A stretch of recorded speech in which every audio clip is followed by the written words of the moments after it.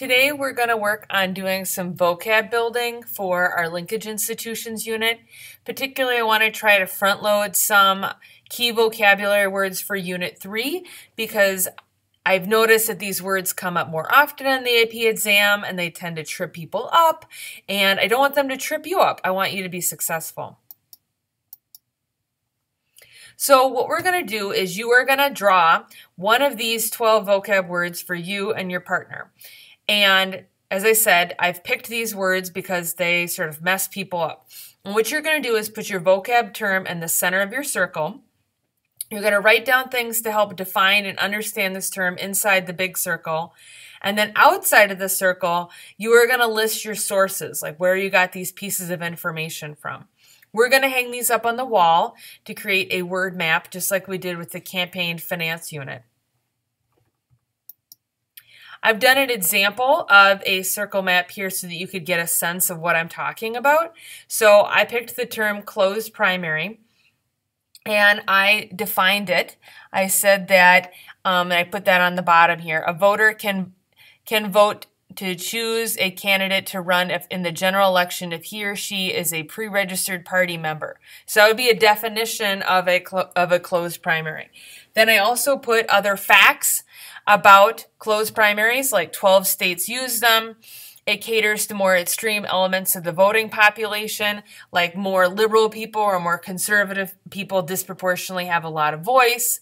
It preserves the party, prevents crossover from other parties, which can skew primary results. Like that's the intention of it, is to make it be an actual contest of within people within the party, as opposed to having people who are moderates or people like, remember my story about Grandma Abby who crosses party lines just to screw with people.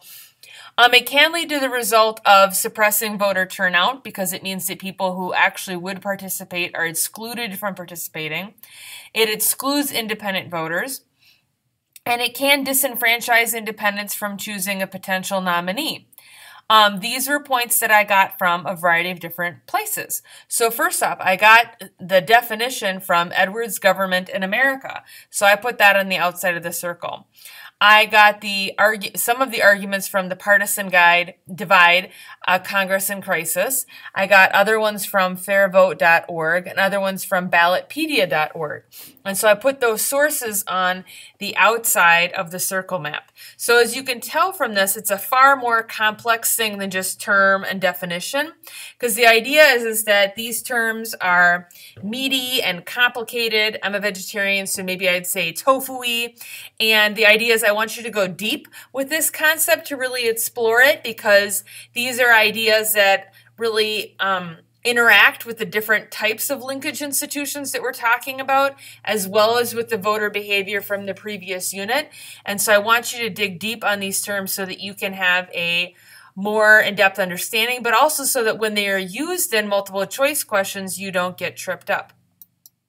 So again, the types of terms that you have to choose from are up here on the left. And what you're going to do is you're going to draw that. So if you get party de-alignment, for example, you're going to put party de-alignment in the middle of the circle.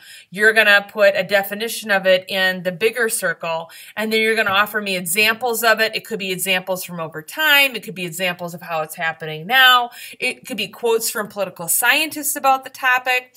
But you're going to give me not only the definition, but some meaty examples of that term so that it makes sense, not only to yourself, but to somebody else who'd be looking at our circle maps. And then you're going to turn in your circle map to be hung up on our word wall. If you have any questions, feel free to look at mine. I hope that will help.